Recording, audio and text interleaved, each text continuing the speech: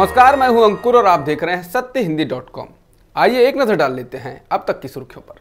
प्रधानमंत्री मोदी ने सरदार पटेल की 145वीं जयंती के मौके पर गुजरात के केवड़िया में आयोजित एकता दिवस समारोह में हिस्सा लिया। इस दौरान उन्होंने कहा कि प्रगति के इन प्रयासों के बीच कई ऐसी चुनौतियां भी हैं जिसका सामना आज भारत और पूरा विश्व कर रहा है। बीते कुछ समय से दुनिया के अनेक देशों में जो हालात बने हैं, जिस तरह कुछ लोग आतंकवाद के समर्थन में खुलकर सामने आ गए हैं, वो आज वैश्विक चिंता का विषय है। आतंकवाद हिंसा से कभी भी किसी का कल्याण नहीं हो सकता। पीएम मोदी ने पुलवामा हमले को लेकर विपक्ष पर परोक्ष रूप से हमला करते हुए कहा कि पुलवामा हमले में अपना राजनीतिक स्वार्थ देखा जा रहा था। ये बात देश कभी नहीं भूल सकता। पीएम मोदी ने कहा कि आज यहाँ जब मैं अर्धसैनिक बलों की परेड देख रहा था तो मन में एक और तस्वीर थी। ये तस्वीर थी पुलवामा हमले की।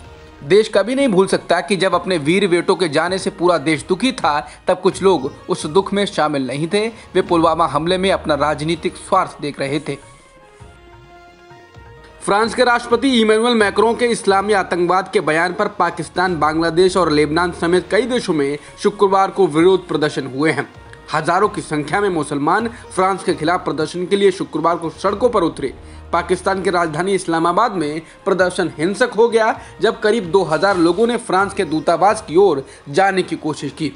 पुलिस ने प्रदर्शनकारियों को तितर-बितर करने के लिए आंसू गैस के गोले छोड़े और लाठियां चलाईं।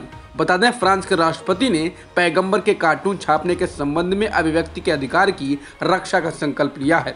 इसके बाद से ही मुस्लिम देशों में विरोध प्रदर्शन हो रहे हैं। फ्रांस के नीस शहर की चर्च में 3 लोगों की हत्या के बाद शुक्रवार को भारी संख्या में लोगों ने कैंडल जलाकर शोक मनाया और प्रार्थना की। वहीं इस घटना से संबंधित एक और व्यक्ति को गिरफ्तार कर लिया गया है। कहा जा रहा है कि ये व्यक्ति हमलावर से हमले की एक रात पहले संपर्क में था। बता दें, नीस शहर के चर्च में एक हमलावर ने 3 लोगों की हत्या कर दी, जिसमें एक महिला का चाकू से गला भी काट दिया था।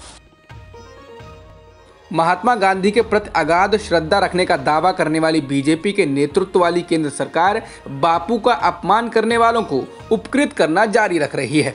अब ताजा वाकया सामने आया है अनिल कुमार सौमित्र का। ये वही सौमित्र हैं जिन्होंने पिछले साल बापू को फादर ऑफ पाकिस्तान यानी पाकिस्तान का राष्ट्रपिता कहा था। सौमित्र मध्य प्रदेश बीजेपी की मीडिया सेल के प्रमुख थे। फादर ऑफ पाकिस्तान बताने पर विवाद बढ़ा तो बीजेपी ने उन्हें पद से हटा दिया था।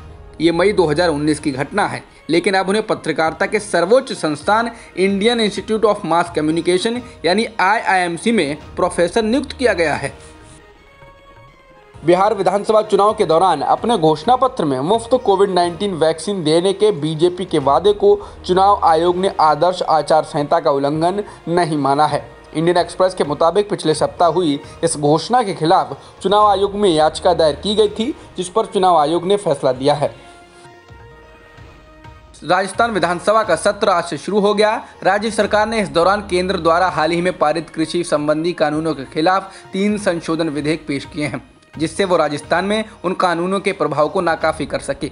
बता दें कि बीते दिनों पंजाब सरकार ने विधानसभा में केंद्र सरकार के 3 नए कृषि सुधार कानूनों को प्रभावहीन करने के लिए करीब 5.5 घंटे की बहस के बाद सर्वसम्मति से 4 विधेयक पारित किए थे।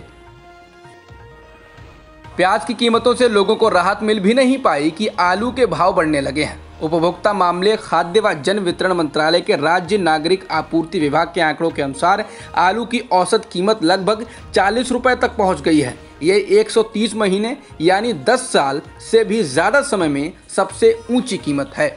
केंद्र सरकार ने जिस तरह प्याज के निर्यात पर रोक लगाई थी, उसी तरह आलू के आयात का फैसला कर कीमतों को काबू में रखने की कोशिश तो कर रही है, पर सवाल उठता है कि उसे इस तरह के कृत्रिम प्रयास करने ही क्यों पड़ते हैं। वहीं अब भारत सरकार भूटान से 30,000 मीट्रिक टन आलू का आयात करेगी। इलाहाबाद हाईकोर्ट ने अपने पुराने वक्तव्य को दोहराते हुए एक याचिका को खारिज करते हुए कहा है कि शादी के लिए धर्म परिवर्तन अस्वीकार्य है। टाइम्स ऑफ इंडिया के मुताबिक प्रियांशी उर्फ समरीन और उनके पति ने एक याचिका दायर करते हुए हाईकोर्ट से मांग की थी कि वह पुलिस और लड़की के पिता को निर्देश दे कि वे उनके शादीशुदा जिंदगी में दखल न दें, लेकिन कोर्ट ने उनकी याचिका खारिज करते हुए कहा कि वह इस मामले में संविधान के अनुच्छेद 226 के तहत कोई दखल नहीं दे सकता, क्योंकि केवल शादी के लिए धर्म परिवर्तन अस्वीकार्य है।